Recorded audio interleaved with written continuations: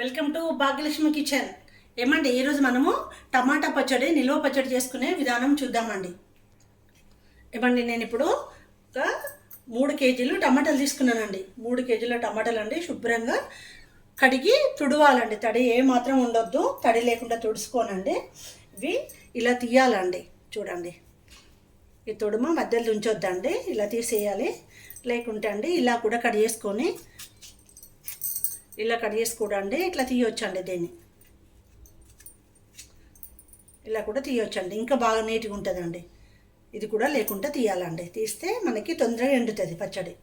మనం వక్కలు ఎండబెడతాం కదండి, టమాటా వక్కలు మంచిగా ఎండుతాయండి. ఏమండి, టమాటాలు మనము కొంచెం సన్నం కట్ చేసుకోవాలండి, తొందరగా ఎండుతాయండి. ఇలా సన్నం కట్ చేసుకుంటే అండి తొందరగా ఎండుతుంది, మనకి రసం కూడా ఎక్కువ వస్తుందండి. చూడండి, ఇలా కడిగేయాలండి. వీటిని కడిగేసినండి. చూడండి, కడిగేసి ఒక రోజంతా ఊరబెట్టినండి, మళ్ళీ ఎండబెట్టినండి. చూడండి ఏమండి, టమాటాలు కడిగేసండి నేను ఇప్పుడు ఊరబెట్టినని చెప్పిన కదండి. ఇదే జారీలో చిన్న చిన్నగా మనం చెప్పిన కదండి, తడి లేకుండా కడిగేయాలండి. కడిగేసి ఇందులో అండి నేను వేసినండి. వేసి ఒక కేజీకి 100 గ్రాములు అండి, 100 గ్రాములు సాల్ట్ వేసి పెట్టినండి, ఉప్పు. చూడండి, కొలతలండి, కేజీకి 100 గ్రాములు అండి ఉప్పు. అయితే అండి మనం ఇందులో రసం వస్తుంది కదండి, టమాటా కట్ చేసినాక మనం సాల్ట్ వేస్తే అందులో నుండి మొత్తం ఇట్లా మొత్తం వాటర్ లేకుండా అండి, ఇందులో రసం లేకుండా పిండి ఎండబెట్టాలండి. ఒక రోజంతా నానబెట్టినాం కదండి మనము, రసం అండి మొత్తం ఇట్లా తీయాలండి, ఇందులో రసం ఉంచాలి. ఇవి బయట అండి ఒక ప్లాస్టిక్ కవర్ మీద ఎండబెట్టాలండి. క్లాత్ అయితే అతుక్కుంటాయండి మొత్తము. ఒక రోజంతా ఎండబెట్టినండి నేను.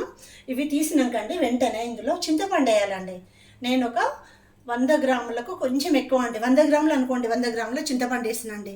ఎక్కువ పులుపు వేస్తే అది టమాటాలు ఎక్కువ ఉండదండి, చింతపండు పచ్చడిగా తయారవుతుంది కదా అని 100 గ్రాములు వేసిన. ఏమండి, ఇప్పుడు ఇది మనం పక్కకు పెట్టేసుకొని ఆయిల్ వేడి చేసుకుందామండి. ఆయిల్ చల్లారాలి కదండి. ఒక కేజీ అండి ఆయిల్ వేస్తున్నా అండి, పల్లె నూనె అండి ఇది. చూడండి ఏమండి, ఆయిల్ వేడెక్కిందండి. 100 గ్రాములు అండి ఆవాలు వేద్దామండి.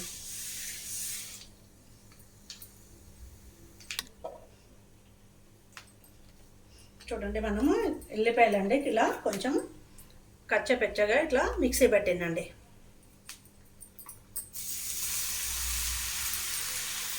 ఇది 100 గ్రాములు అండి. చూడండి, మంచి స్మెల్ వస్తుందండి, మంచి సువాసన. చూడండి, ఎల్లిపాయలు కదండి, బాగా వస్తుందండి. ఇంకొక నిమిషం పాటు ఫ్రై ఇట్లా వేగనిద్దామండి ఆయిల్లో. 4 ఎండుమిర్చిలండి.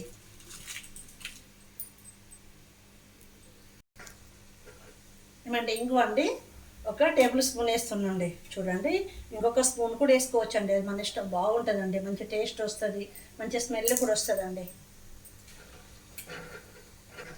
చూడండి, మంచి కలర్ వచ్చిందండి. ఎల్లిపాయ మనము అన్నంలో తినొచ్చండి పడేయకుండా. చూడండి, మంచి కలర్ వచ్చింది. స్టవ్ కట్టేసినండి.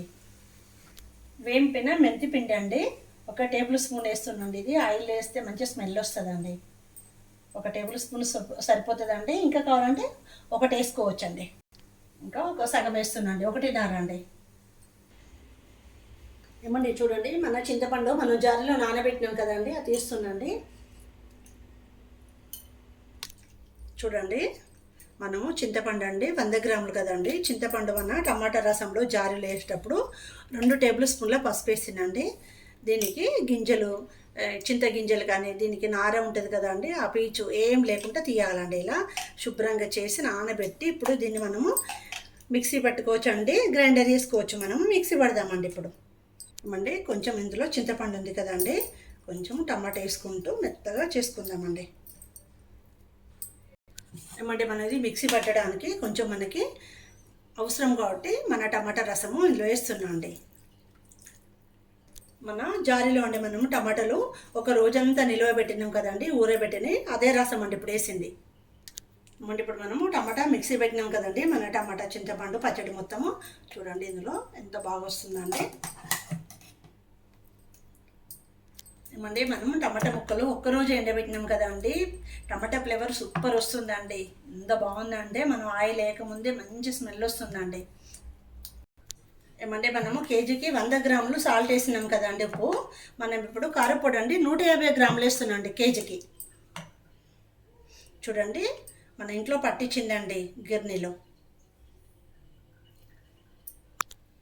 మనము టమాటాలు ఊరేసింది ఉంది కదండి నిలువది, అది చూడండి ఇందులో కలిపేద్దామండి. ఇప్పుడు మనం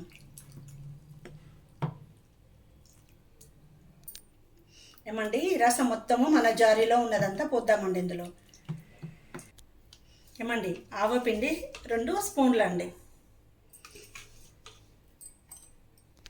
మొత్తము కలపాలండి. మొత్తము ఇట్లా మిక్సీ చేద్దండి. మొత్తం ఆవపిండి కారపొడి అంతా కలుస్తుందండి. ఏమండి మన ఆయిల్ చల్లగా అయిందండి. మన చట్నీలో వేద్దామండి. వేడి చేయొద్దండి, వేడి చేస్తే చట్నీ బ్లాక్ అవుతుందండి, తొందరగా ఖరాబ్ అవుతుందండి. ఇప్పుడు చల్లడానికి వేస్తే బాగుంటుంది. మనము చూడండి ఆయిల్ మొత్తం కలిపి జారీలో పెట్టాలండి. మొత్తం కలిపేద్దామండి.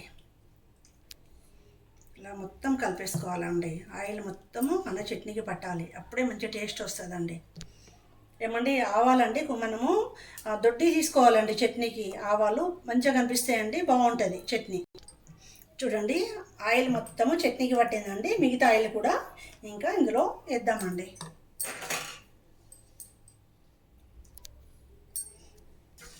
ఏమండి చట్నీ ఎప్పుడు ఎండిపోయినట్టు ఉండొద్దండి. ఆయిల్ పైన ఉంటే చాలా రోజులు ఉంటుందండి. మనము 1 సంవత్సరం పాటు అనుకున్నాం కదండి, సంవత్సరానికి ఎక్కువ కూడా ఉంటుందండి. నిల్వ పచ్చడి కదండి, బాగుంటుంది.